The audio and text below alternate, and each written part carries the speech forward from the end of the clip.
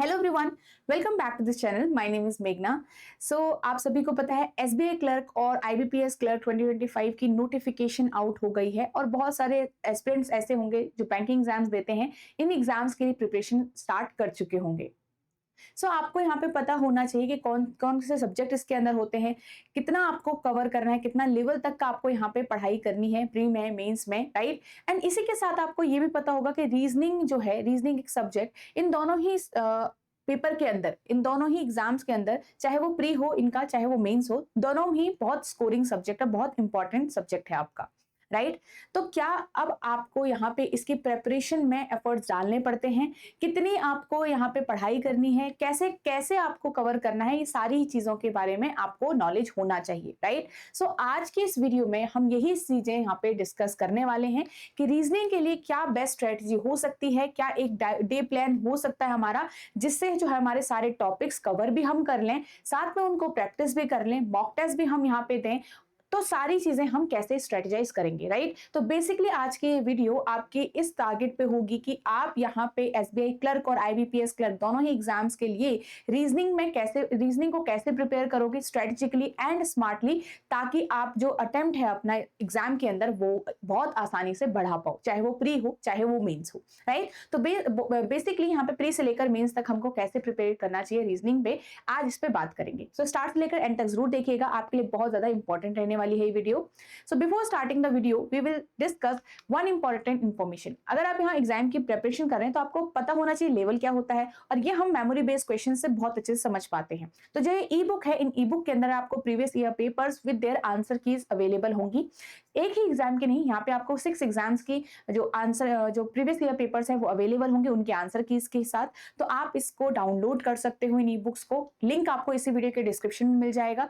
तो completely free है ये, आप आराम से डाउनलोड करके प्रैक्टिस करिए एंड आप एनालाइज कर सकते हैं कि कैसे कैसे लेवल रहते हैं, कैसे कैसे क्वेश्चंस एग्जाम में पूछे जाते हैं, ताकि आप ज्यादा अपना जो टाइम है वो एक सही डायरेक्शन में यहाँ पे इनपुट दो। ठीक है, चलो तो ये सारी चीजें हो गई। यहां से हम आगे बढ़ते हैं। सबसे पहले तो हम एग्जाम का टाइम समझ लेते हैं कि एग्जाम कब है हमारा टेंटेटिवली। तो बेसिकली अगर हम क्लर्क की बात करें, आईबीपीएस क्लर्क की, तो आपके यहाँ पे 4th, 5th एंड 11th अक्टूबर, ये आपके कैलेंडर के हिसाब से डेट है, ठीक है। कैलेंडर के हिसाब से 4th, 5th एंड 11th अक्टूबर है। एंड मेंस में आपका जो है 29th ऑफ नवंबर आपका यहाँ पे टाइम है। क्लर्क, एसबीआई क्लर्क की हम यहाँ पे बात करें तो एसबीआई क्लर्क में आपके ऑनलाइन प्रिलिमिनरी एग्जाम का जो समय है वो सितंबर है, और जो मेंस का समय है वो नवंबर। तो बेसिकली दोनों के लिए मेंस का समय सेम है। प्रीलिम्स एक का सितंबर में है और एक का अक्टूबर में है यहाँ पर, राइट। अब यहाँ पे बहुत इंपॉर्टेंट है ये समझना कि एग्जाम कब है। क्यों मैंने डिस्कस किया, क्योंकि इसी अकॉर्डिंग आप लोग अपनी प्रेपरेशन स्ट्रेटेजी बनाओगे, इसी अकॉर्डिंग आप अपनी पढ़ाई करोगे, ठीक है। अब यहाँ पे हमारा सबसे पहले आता है सिलेबस और टॉपिक जो आपके एग्जाम के लिए बहुत ज्यादा इंपॉर्टेंट हो जाते हैं। ये सारा हमारा रीजनिंग का सिलेबस है जो आपका प्रीलिम्स में आता है। अगर मैं यहाँ पे बिल्कुल थोड़ा डिस्कस करें हम इसको, तो आप समझिए अल्फा न्यूमेरिक, कोडिंग, डिकोडिंग, यहाँ पे आपको की एरियाज भी लिखे हैं कि हर एक टाइप चैप्टर में आपको किस किस पे फोकस करना है बेसिकली। तो जैसे अल्फा न्यूमेरिक में 3 टाइप के सीरीज पे क्वेश्चंस आते हैं, और क्लर्क में ये बहुत आता ही आता है, ऐसा मत सोचिएगा कि ये नहीं आएगा, ठीक है। क्लर्क का ये फेवरेट टॉपिक है, ये आता है। 3-4 क्वेश्चन आपको 4-5 क्वेश्चन यहाँ से देखने को मिल सकते हैं एक सेट से। नंबर सीरीज आ सकता है, अल्फाबेट सीरीज भी आ सकता है, और मिक्स सीरीज भी आपका आ सकता है। इनमें से एक किसी एक सीरीज में शिफ्ट में आएगा। Next coding decoding, basic coding decoding and Chinese coding decoding आपको यहाँ पे से कवर करना होता है इस चैप्टर के अंदर से। सिलोजिज्म में आपको ओनली एंड ओनली का कॉन्सेप्ट भी क्लियर होना चाहिए, और साथ में जितना हमारा बेसिक कॉन्सेप्ट है, जैसे ऑल का, नो का, सम का, सम नॉट का, ये सारा कॉन्सेप्ट आपको क्लियर यहाँ पे से होना चाहिए। इनइक्वालिटी की अगर हम बात करें, बेसिक सिंपल इनइक्वालिटी के क्वेश्चंस आपके आते हैं, काफी आसान होता है, बहुत स्कोरिंग होता है एग्जाम में। Direction sense, basic direction, again scoring है बहुत ज्यादा। Blood relation, basic family tree based questions. Order ranking में सिर्फ ये वाला टाइप ऑफ क्वेश्चंस आता है, तो इसी को प्रिपेयर करिएगा। सिटिंग अरेंजमेंट में सारे type of sitting arrangement questions आपको कवर करने हैं, ये बहुत इंपॉर्टेंट है। मैं आपको हर बार बोलती हूँ कि ये क्वेश्चंस आपके इंपॉर्टेंट है। जैसे मैंने आपको एसबीआई पीओ में बताया था, तो आपको यहाँ पे एसबीआई पीओ में जैसे पैरेलल, स्क्वायर और सर्कल, लीनियर, ये ज्यादातर देखने को मिले थे, ठीक है। पजल्स में भी आपको ये सारे टाइप ऑफ पजल्स कवर करने हैं एग्जाम के लिए। Every type of question you should practice, okay, from here. And कुछ कुछ मिसलेनियस टाइप के क्वेश्चंस भी आते हैं, कुछ 2-3 क्वेश्चंस आपको क्लर्क के एग्जाम में जरूर देखने को मिलेंगे प्री में। तो मिसलेनियस में pair formation question, forward backward वाला, जैसे कि फॉरवर्ड से बताओ, बैकवर्ड से बताओ कितने नंबर ऑफ लेटर, कितने नंबर ऑफ डिजिट्स हैं। यहाँ पे रीअरेंजमेंट के क्वेश्चंस भी आते हैं, प्लस माइनस कर दिया, इवन में से, ऑड में से, प्राइम में से, या फिर कुछ लेटर्स को इधर उधर कर दिया, रीअरेंज कर दिया बेसिकली। तो मीनिंगफुल वर्ड वाले क्वेश्चन, ये 3 टाइप के मिसलेनियस क्वेश्चंस बेसिकली आपके यहाँ पे रीजनिंग से आते हैं। तो मैंने आपको प्रॉपर सारा बता दिया, इससे बाहर कुछ नहीं आता है, तो निश्चिंत होकर आप इन सारे ही टॉपिक्स की प्रैक्टिस करेंगे। बट याद रखना है कि ये सारे ही टॉपिक करने हैं, कोई भी स्किप नहीं करना है। अगर मुझे क्लर्क में अच्छे से अच्छे मार्क्स लाने हैं, स्कोर करना है रीजनिंग में, हम ये भी देखेंगे हम कितना टारगेट रख सकते हैं रीजनिंग के अंदर, अगर हम प्री की बात करें, क्योंकि जो सबसे ज्यादा वहां पे हम क्वेश्चंस अटेम्प्ट कर रहे होते हैं, राइट। तो चलिए यहाँ पे आगे बढ़ते हैं मेंस के लिए। तो मेंस में आपके पास यहाँ पे कोडिंग डिकोडिंग है, लॉजिकल और कंडीशनल कोडिंग डिकोडिंग आपको कवर करके रखना है। क्वेश्चंस आते हैं इसमें basically new pattern type of questions आपको यहाँ पे जरूर देखने को मिलेंगे। और इसमें एक ऐड हो गया आपका मशीन इनपुट आउटपुट, तो यहाँ पे mixed and same logical based questions आपको मशीन इनपुट आउटपुट चैप्टर को कवर करना है।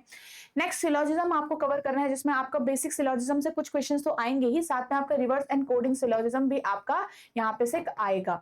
इनइक्वालिटी में reverse and coded inequality, coded direction, coded blood relation, family tree, puzzle based blood relation, ये आपके आ जाएंगे। यहाँ पे डायरेक्शन सेंस में coded direction and with multiple, ये भी आपका आ सकता है। यहाँ पे मल्टीपल पर्संस का जो जर्नी है वो, उस टाइप के क्वेश्चंस भी आपके यहाँ पे ऐड हो सकते हैं। Again sitting arrangement and puzzles में वही टाइप ऑफ क्वेश्चन है, बस थोड़ा सा डेटा इंक्रीज हो जाएगा, डेटा कंफ्यूजिंग और थोड़ा लेंदी हो सकता है आपका मेंस के एग्जाम में। कुछ जो टाइप ऑफ क्वेश्चन है सेम है, बट कुछ कुछ ऐड हो गए। जैसे अगर मैं यहाँ पे पजल्स की बात करूं तो classification based puzzle, vacant floor based puzzle, uncertain floor and flat based puzzle, ये आपका यहाँ पे ऐड हो गया। नेक्स्ट अगर आप देखोगे यहाँ पे सिटिंग अरेंजमेंट में distance plus direction based sitting arrangement, puzzle and sitting arrangement based question, जो सब में जिसमें आपको पजल भी सॉल्व करनी है, साथ ही साथ अरेंजमेंट भी बनानी है। डेटा सफिशिएंसी भी यहाँ पे आपका ऐड हो जाएगा। तो बेसिकली दो स्टेटमेंट बेस्ड डेटा आपके ज्यादातर आते हैं, बट 3 के लिए भी आप प्रैक्टिस करके यहाँ पे रखिएगा। नेक्स्ट अगर हम यहाँ पे बात करें, क्रिटिकल रीजनिंग भी आपका इसके अंदर ऐड होता है सेक्शन। 5-6 क्वेश्चंस आपको यहाँ से भी देखने को मिलते हैं मेंस के अंदर। तो जैसे 5 to 6 क्वेश्चंस की वेटेज जो है वो मेंस के अंदर यहाँ से हो जाएगी। मेंस के अंदर 3 to 4 क्वेश्चंस आपके डेटा सफिशिएंसी से आ सकते हैं। बाकी जो होगा 50% of the paper will be covered from 50 to 60% paper will be covered with sitting and puzzles here. तो यहाँ पे आप अपने पेपर का 50% से लेकर 60% तक, ठीक है, ये देख सकते हो। मैं यहाँ परसेंट बोल रही हूँ, मार्क्स नहीं बोल रही हूँ ये, ठीक है, ध्यान रखना। नेक्स्ट आपका ब्लड रिलेशन से 2 से 3 क्वेश्चन आ सकते हैं, 2 से 3 क्वेश्चन आपका डायरेक्शन से आ सकते हैं, 2 से 3 क्वेश्चन यहाँ से आ सकते हैं, 2 से 3 क्वेश्चन यहाँ से आ सकते हैं, 3 से 4 भी आ सकते हैं सिलॉक्स के, तो ठीक है। बाकी कोडिंग डिकोडिंग के भी 3 से 4 क्वेश्चंस आपके यहाँ से आ सकते हैं, एंड मशीन इनपुट आउटपुट के 5 क्वेश्चंस आपके यहाँ से आ सकते हैं। तो ये चीज आपको मैंने वेटेज बता दी। अगर मैं प्री में बात करूं तो प्री में आपका काफी नॉर्मल रहता है। प्री में सीटिंग अरेंजमेंट एंड पजल से आपका अगेन 20 से 21 क्वेश्चन, अगर मेरे 35 क्वेश्चन हैं रीजनिंग के अंदर, तो 20 to 21 क्वेश्चन आपके यहाँ से आप कंसिडर कर सकते हो। जैसे 20 से लेकर 22 तक के क्वेश्चंस आपको यहां से देखने को मिल जाएंगे। बाकी जितने बचे हैं वो सारे इन चैप्टर्स में से आपका कवर होगा, ठीक है। चलिए आगे बढ़ते हैं। यहाँ पे ये है हमारा टाइम टेबल जो हमने कवर करना है बेसिकली, जिसमें हम यहाँ पे से चीजों को कवर करेंगे। तो आपको यहाँ पे टाइम बिल्कुल डे वाइज अगर आप प्लान बनाओ, ये उन स्टूडेंट्स के लिए भी काम आएगा जो कवर कर चुके हैं, ऑलरेडी पढ़ चुके हैं, और उन स्टूडेंट्स के लिए भी जो पहली बार टॉपिक को आप ढंग से कवर करेंगे। ओके, तो अब आप यहाँ पे जैसे टॉपिक को, किसी भी टॉपिक को आप स्टार्ट करोगे तो हमेशा उसके बेसिक से ही शुरू करोगे। डायरेक्टली एमसीक्यूज पे जंप करोगे तो कोई फायदा नहीं होगा। पहले पहले कुछ आसान क्वेश्चन तो आपसे सॉल्व हो जाएंगे, बट मेंस लेवल पे आप दिमाग नहीं चला पाओगे फिर, ठीक है। तो ये चीज ध्यान रखिएगा। यहाँ पे आपके सारे ही टॉपिक्स मैंने आपके यहाँ पे लिखे हुए हैं। ये आपका है कि जब मैं अपनी सिलेबस कवर कर रहा हूँ तो मैं प्री और मेंस को ध्यान में रख के चल रहा हूँ, क्योंकि सिलेबस मुझे मेंस तक ही लेके जाना है, लेवल ऑफ क्वेश्चंस मुझे मेंस तक ही तैयार करने।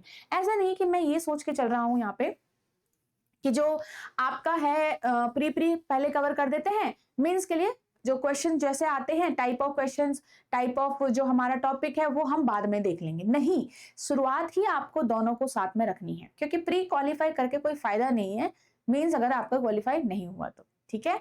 चलिए अब ये आपके डेज हो गए। इसमें जैसे कि इनइक्वालिटी से आप शुरू करिए, काफी आसान चैप्टर से हम शुरू करते हैं ताकि हमारा जो मोटिवेशन है वो लास्ट तक बना रहे।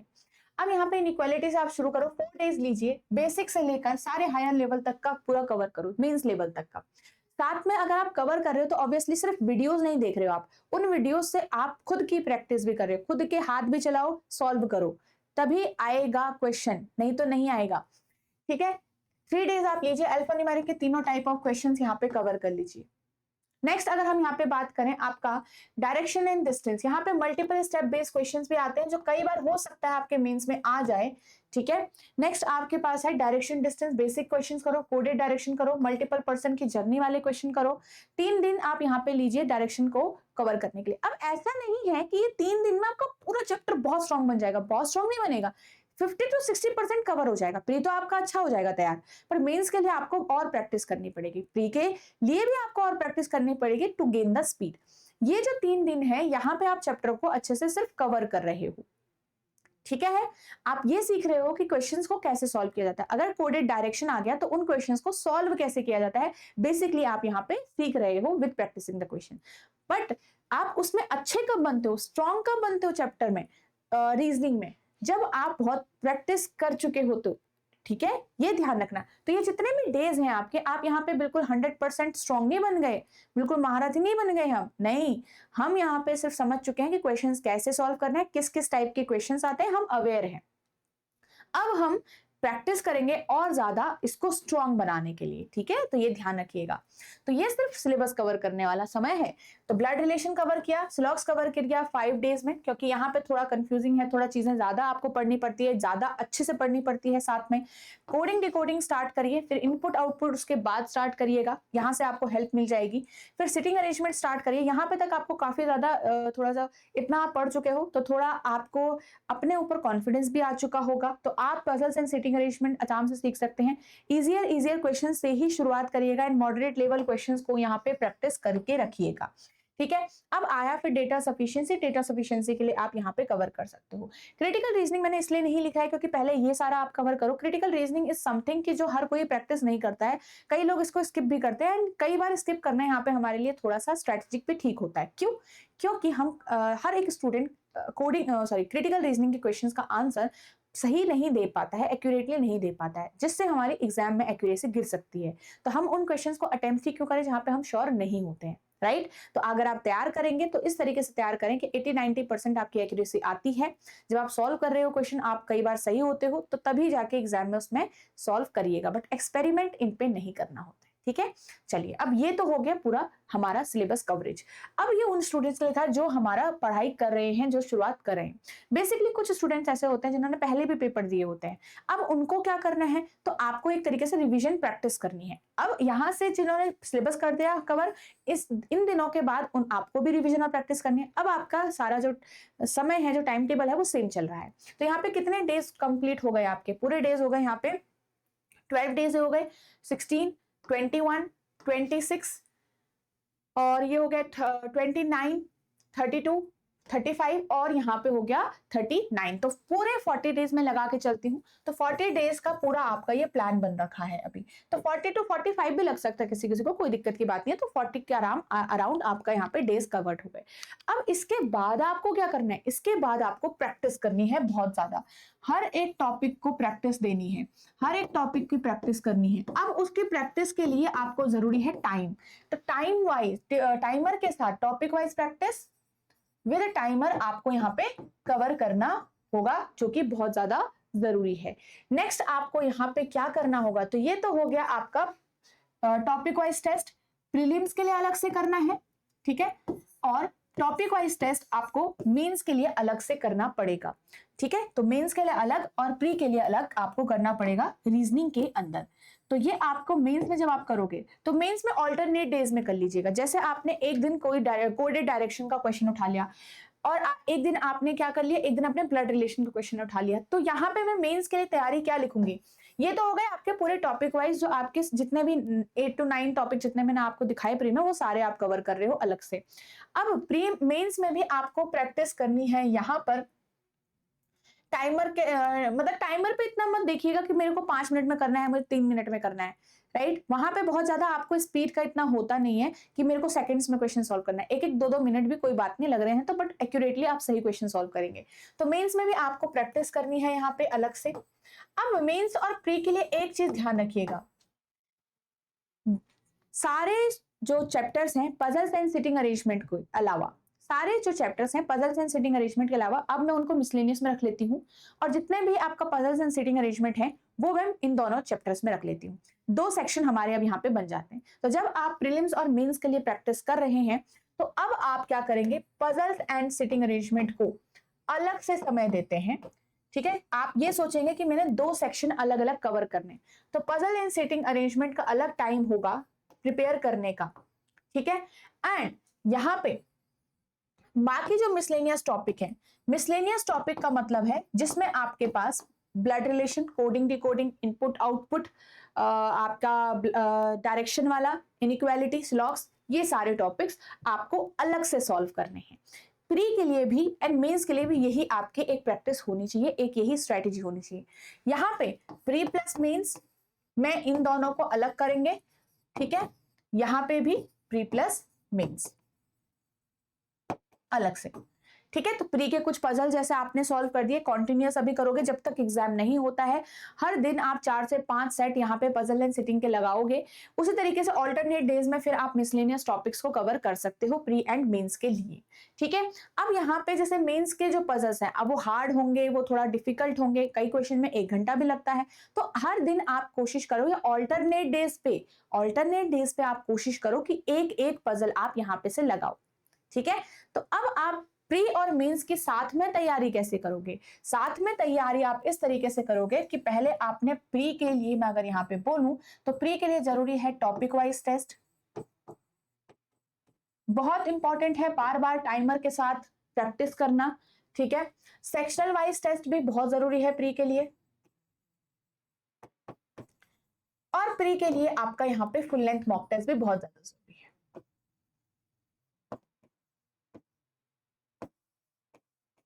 ये तीनों ही आपके चलते रहेंगे टाइम टू टाइम। आप ऑल्टरनेट डेज इनको कैरी कर सकते हो, जैसे कि अब मैंने फुल लेंथ या सेक्शनल टेस्ट दिया, मुझे समझ आया कि भाई मैं सिलॉक्स में वीक हूं और मैं यहाँ पे डायरेक्शन वाले चैप्टर में वीक हूं, तो अब हम क्या करेंगे, वापस से उन दोनों चैप्टर पे जाएंगे, उन दोनों चैप्टर के टॉपिक वाइज टेस्ट करेंगे या टॉपिक वाइज प्रैक्टिस करेंगे। फिर एक दिन मुझे समझ आया कि मैं पजल्स में अभी भी वीक हूं, तो मैं फिर से पजल में जाऊंगा। राइट, तो आपका यहाँ पे टॉपिक वाइज टेस्ट भी चलता रहेगा, सेक्शन वाइज भी चलता रहेगा। आप कुछ टाइम इंटरवल के बाद यहाँ पे फुल लेंथ मॉक टेस्ट भी देते हुए रहोगे।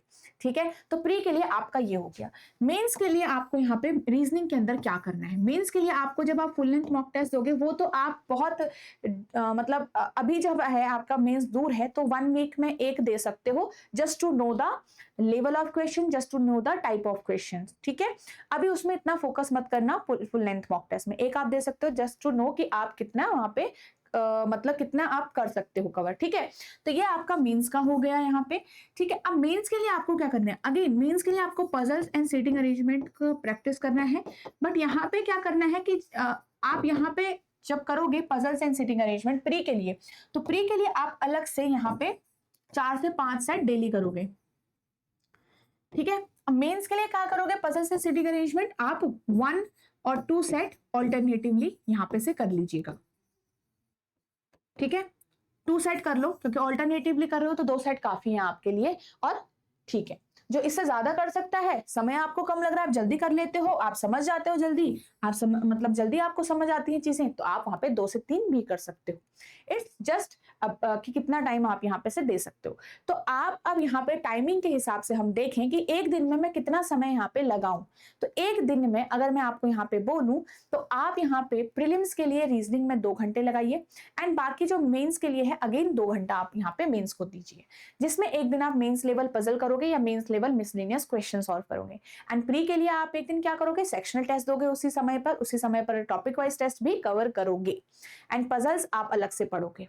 ये चीज याद रखिएगा। पजल एंड सीटिंग अरेंजमेंट अलग से करना ही पड़ेगा, प्री के लिए भी, मेंस के लिए भी, क्योंकि यहाँ पे से सबसे ज्यादा वेटेज आपकी है एग्जाम में और क्वेश्चंस को सॉल्व करना पड़ेगा। प्री में भी आपका पीछा नहीं छूटेगा इससे, ठीक है। चलिए, तो ये सारी चीजें हो गई। आई होप आप समझ चुके होंगे कि प्री और मेंस को साथ में कैसे लेके चलना है।